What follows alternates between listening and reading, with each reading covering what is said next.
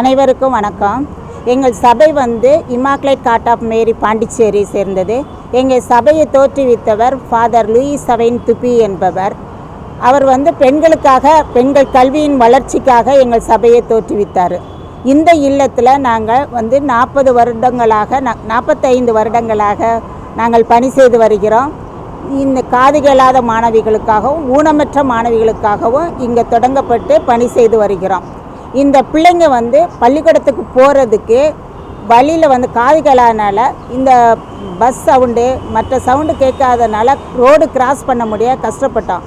அதனால் நாங்கள் ஃபஸ்ட்டு மாண்புமிகு அமைச்சர் மனோ தங்கராஜ் அவர்களிடம் ஒரு மனு கொடுத்துருந்தோம். அவர் உடனே எங்களுக்கு என்ன பண்ணார், அதை ஏற்பாடு பண்ணி கையெழுத்து போட்டு உடனே நாளைக்கே உங்களுக்கு இந்த ஏற்பாடு செய்து தருகிறோம் அப்படின்ட்டு சொல்லி உடனே ஐஏஎஸ் கலெக்டர் பிரபு சங்கர் அவரிடம் எங்களை அனுப்பினார். அவரும் உடனே நாளைக்கே உங்களுக்கு எதிர்பார்க்காத விதமாக நாளைக்கே உங்களுக்கு ஏற்பாடு செய்து தருகிறோம் என்று இன்றைக்கி அந்த பஸ்ஸை இயக்க வச்சினார். இத்தகைய முறைகளை எங்களுக்கு வழிநடத்தி உடனடியாக துரிதமாக எங்களுக்கு அரேஞ்ச் பண்ணி கொடுத்தது இந்த அரசு, திராவிட முன்னேற்ற சங்க அரசு எங்களுக்கு மிகவும் உறுதுணையாக இருக்கிறது. அதனால் மாண்புமிகு முதலமைச்சர் மு.க. ஸ்டாலின் அவர்களுக்கு எங்களது நன்றியை தெரிவித்துக் கொள்கிறோம். அரசுடைய இந்த மாதிரி சேவைகளை நீங்கள் எப்படிமா பார்க்குறீங்க? மகளிர் விடியல் பயணம் திட்டம்லாம் இருக்குது, அதை நீங்கள் எப்படி பார்க்குறீங்க? எவ்வளோ பிள்ளைகள் படிக்கிறாங்க? எந்தெந்த நேரத்தில் பேருந்து இயக்கப்படும்?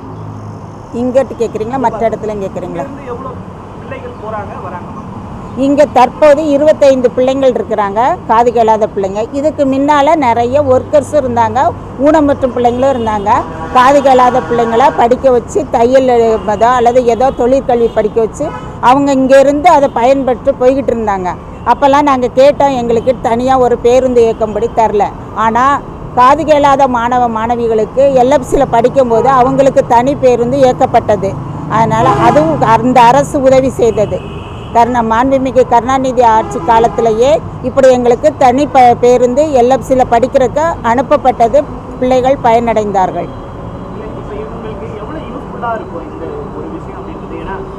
சாப்பிட கூட டைம் இருக்காது, ஓடுவாங்க, அது மாதிரி ஆரன் கிடைக்காது, இங்கே பஸ்ஸுக்கு போனால் அது கூட்டமாக இருக்கும்.